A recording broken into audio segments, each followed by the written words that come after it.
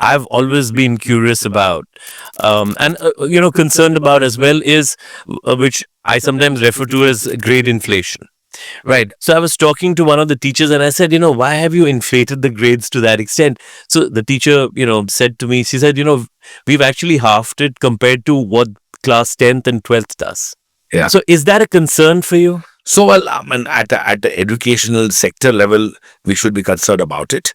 But I think the problem should be handled at a different level, which is that even today, not us, but a lot of institutions place enormous emphasis on that one examination. Right.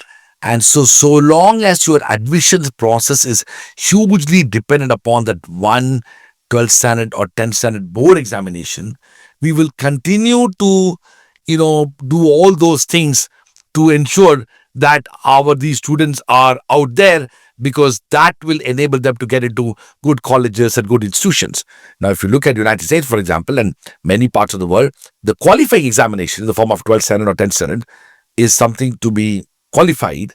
But beyond that, they use entrance examinations, Right. be it SAT or ACT, or in specialized disciplines such as law, LSAT or So you LMAT. look at a holistic picture of the kids, Absolutely. the activities, the internship. And also the correlation between the aptitude of the students to pursue a particular program and the test that they are taking. So how do you then deal with it? How does Jindal deal with it? So we actually don't care about your 12th standard exams at all. Right. We see that as a qualifying examination.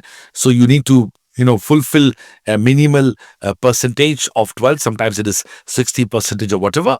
But all admission to our degree programs are based upon an independent entrance examination. It is JSAT for some disciplines. It's LNAT for some disciplines. It's in the masters. We take many entrance examinations. But basically, we take into account your performance in the entrance examination. And on many other disciplines, we also, like for example, business studies, our business school feels that they should have an interview and have a conversation. Especially if you have to give scholarships and things like that. So a holistic assessment of a candidate is absolutely important to determine whether he or she is suitable to be admitted. That's my point. I mean, how many kids get 99? And, so if a child gets 92, it's like you won't get admission into a DU university. Not only that, Arjun, I think we should also talk about the elephant in the room, which is by putting grades as the only way of assessing student performance, we are also facing a huge mental health crisis among our young people. Right. A generation of our young students are traumatized by the entire experience of high school education, traumatized by the entire experience of preparing for entrance examinations, especially in STEM areas, and the trauma doesn't stop through.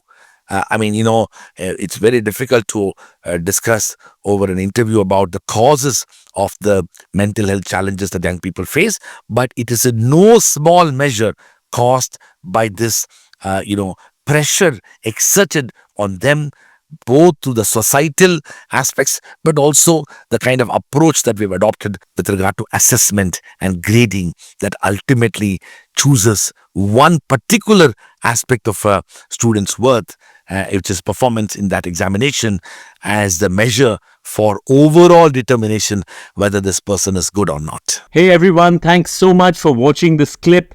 As you know, we are taking a deep dive into some complex issues and decoding them for you. So don't forget to check out more content on our channel. And also, we'd love to hear back from you with your comments and your suggestions. So let's explore together.